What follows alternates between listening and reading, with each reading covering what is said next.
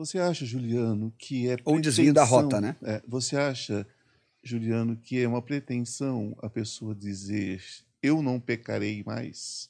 Eu não posso pecar? Eu não tenho o direito de pecar? Quando nós fomos feitos com o livre-arbítrio e com essa possibilidade?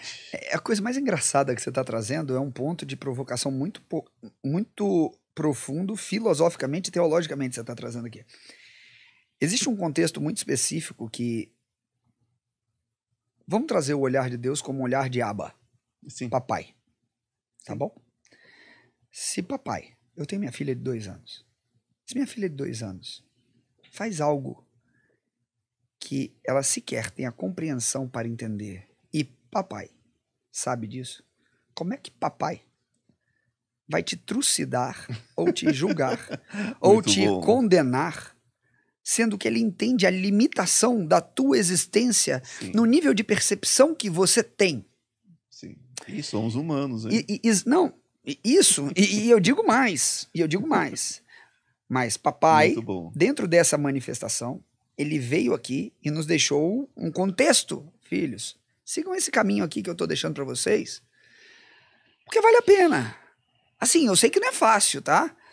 E qual foi o caminho? E aí eu vou te fazer uma provocação que eu quero ouvir o que você pensa disso. Qual foi o caminho progressivo até o ápice de execução básica de Cristo nesse planeta após o seu batismo?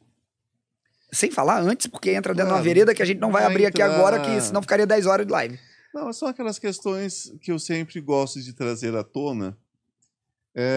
Primeiro, nós temos uma visão distorcida de Jesus Cristo, né? Jesus de Nazaré, porque Cristo eram todos aqueles que na época participavam, né, daqueles movimentos de libertação e tudo mais, porque não sei se vocês têm esse conhecimento, mas se crucificava o Messias todos os dias em todo o Império Romano, né?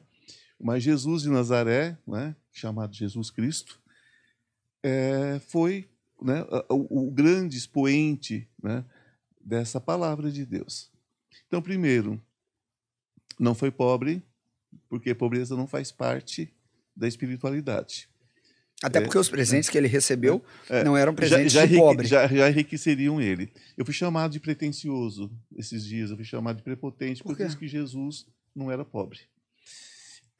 Então, Jesus não era pobre, veio de uma família real. Maria é da casa de Davi, ele tinha sangue real, inclusive, tinha sangue... Assim como a linhagem de José. A linhagem de José também.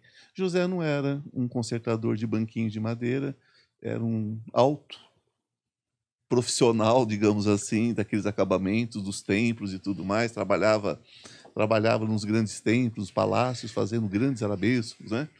E ele foi educado, Jesus foi educado. Tanto é que nós vamos revê-lo depois da infância, depois dos 12 nós vamos revê-lo aos 30 anos. Né? Então, Jesus foi um homem que viveu como homem. As pessoas às vezes não entendem, sabe, Juliano, que se Jesus não tivesse vivido como homem em sua plenitude, dentro da cultura judaica cristã, não precisava dos romanos matá-lo. Eles matavam Jesus. Se Jesus não tivesse vivido como um homem normal, né, e isso inclui tudo, né? As pessoas às vezes falam assim, Jesus não se casou, Jesus não teve filhos. Será? Dentro da cultura judaica, um homem de 33 anos ele estava perto da morte. E não seria bem visto pela sociedade um homem judeu não se casar até essa idade. Mesmo o Messias. E essa pergunta, dentro desse contexto, por isso que eu te fiz uma pergunta muito específica. Porque aí eu quero terminar, eu quero finalizar exatamente por essa questão. Tá, beleza, vai lá então. Exatamente por essa questão. Então ele viveu como um homem e o ápice dele, o ápice da vida de Jesus, era deixar a certeza, né, de que nós teríamos, né, através do exemplo dele de vida, nós teríamos sim conhecimento de aprendizado, conhecimento para poder seguir algumas regras, talvez, que fizesse sentido naquela época. Esse sentido, hoje, é complicado. Eu digo muito isso. Você, Juliano, é um homem branco, de ótima aparência, olhos claros, formado, você tem uma sociedade que aplaude você. Tá? Sim. Uma sociedade que aplaude você. Essas coisas vão caindo dentro de uma sociedade racista, machista e tudo mais que a gente conhece aí. Então, isso vai caindo as possibilidades dessas pessoas experimentarem na vida delas, né, muitas vezes, essa fé. Porque as oportunidades não são iguais, não. Mas nunca foram e não serão. Não serão. As oportunidades não são iguais. Então, se as oportunidades não são iguais e nós somos filhos do mesmo Deus, Deus representados, então nós temos uma sequência de aprendizados. Por isso, eu falo muito sobre a reencarnação, porque seria o único propósito de justiça daquilo que eu vejo. Mas você não respondeu ainda o que eu te perguntei. Vou responder agora, porque a gente tem que caminhar dentro da questão.